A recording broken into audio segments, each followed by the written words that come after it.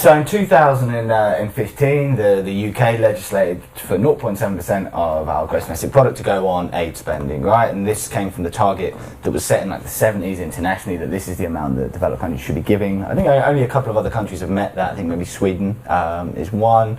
There's not many others, maybe one or two, but Britain met that, and it was cross-party support. Of course, we got an election again, and this was kind of in doubt, right? Because what is May going to keep, what's she not in her election manifesto?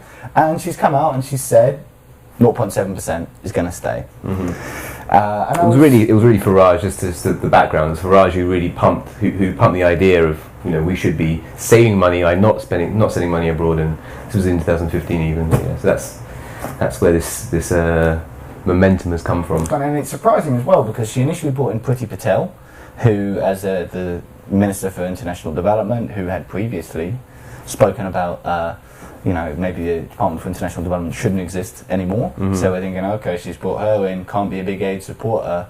But we've since seen some big donations to important organisations like the Global Fund, and also this support for 0.7%. So I think this is really positive. One reason I'm surprised is because, well, this would be a clear way to take votes from UKIP, right? So they want to abolish international development, and the Mail have been on a massive campaign to and female. The Mails, the Daily Mail newspaper, have been on a massive campaign to get rid of aid. For everyone about headline they have about immigrants, there's one about foreign aid as well. The only thing that the Mail hate more than foreigners is poor foreigners. They are just anathema. Even in the scourge of the world. Other countries they're annoying. Even in your own country, like just poor people existing in other countries is just rich foreigners are right. Is maddening. Yeah, they can all come they can buy houses and invest and stuff. So forth. Yeah, the way the Mail cover foreign aid, it's almost like it seems like DFID is just a State Department which is concerned with how can we waste more money in more ridiculously absurd ways. But for every bad project, there's positive ones too. And yes, there are bad projects. I mean, the big one that gets criticised among the aid community is the T-shirts one, right? 1 million T-shirts. Oh yeah, so this is, I mean, actually my interest came from reading an article, and the guy was called Tom Dichter, D-I-C-H-T-E-R, and he's a sociologist and also worked in foreign aid for years.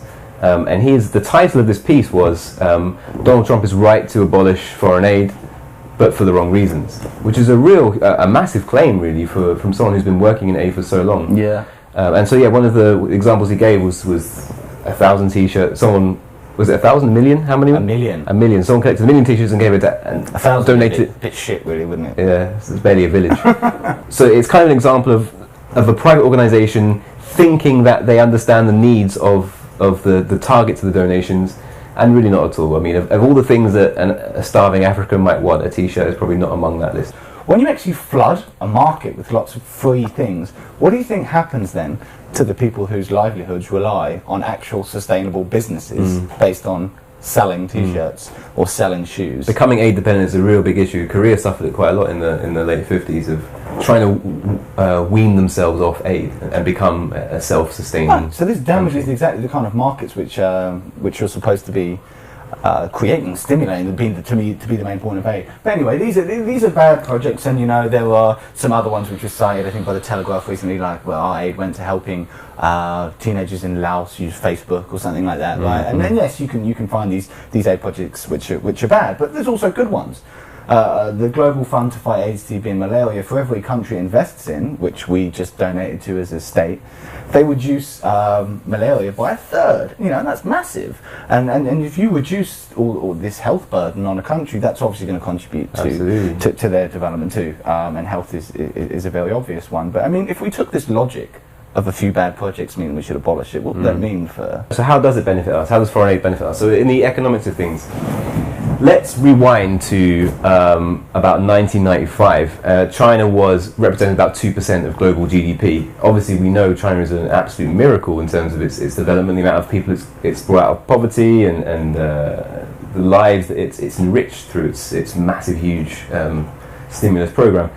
So from that period, from about 1995 until today, Now it represents about 17% of global GDP. So that's an enormous rise. So what does that mean? Why is that a good thing for us? Well, more rich people means more consumers, means more consumption of foreign products. So an example of this, we can see in this graph here that the imports have raised considerably since about 98. We can see it picks up in about 2003, something like that, which basically means the amount of products they're bringing into China that are being purchased and brought into China is increasing enormously, and that means that they're buying it from somebody. Could be us, could be anybody. So the point being is that if you expand and develop a country, if you help to expedite that process, inevitably you're going to benefit yourself. And if we're talking about Africa, Africa is touted to be the population growth in Africa is touted to be absolutely enormous in the next 20, 30, 40 years. So that is a real opportunity for another consumer market. If you're able to create a middle class in certain African countries, especially those that are already on the way to being developed, like Namibia, for example, then you're talking about an enormous market that you've created through foreign aid development programs. That's a very interesting point that I really haven't actually seen developed by anybody else. So it's about making sure that aid is effective and transparent and doesn't get spent on a lot of these bad projects. The thing is, we are transparent. The Aid Transparency Index puts the UK at number 4 in the world in terms of aid transparency, so we can see what's being spent. Data. I don't think that the Millennium Development Goals were unachievable. I just think the political will wasn't there to actually meet them. The countries who set those goals were far from ambitious, actually. So that pledge, the one that's really started off the Millennium Development Goals, was made in 1996, I think, at the World Food Summit or something like that. And it said that we're going to halve the amount of people in poverty, right? Half the amount of people in poverty. When that came to 2000, when they were setting the Millennium Development Goals, that came to half the proportion of people in poverty, which allowed them to take advantage of population growth, so they didn't have to do as much. Oh, I see. And then they decided the goalposts. They were going to half that proportion using the baseline of 1990 rather than 2000, and that meant that they got to take advantage of the massive reductions in poverty that China had done single-handedly, which created the absurd situation in which the targets for reducing poverty in 2000, when they started, had already been met in East Asia for China. So, winner chicken dinner. In a way, I don't think they are very optimistic in what they say. In fact, if you expect aid alone to contribute to a country's development, then you're going to be very much disappointed, no matter how much longer it goes on, because it's trade rules. It's allowing the continuation of tax havens.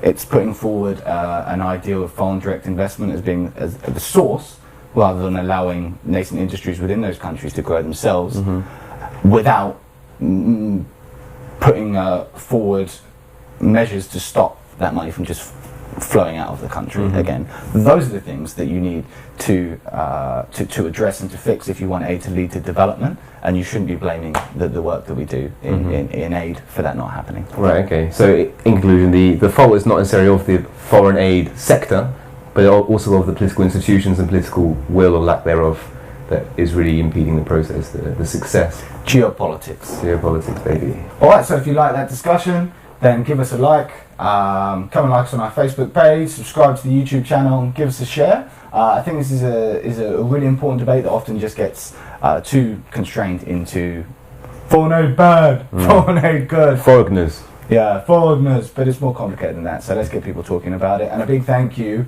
to the Conservatives for making the right call on this. Yay! Tories, Tories, Tories, Tories, Tories, Tories. Fade out.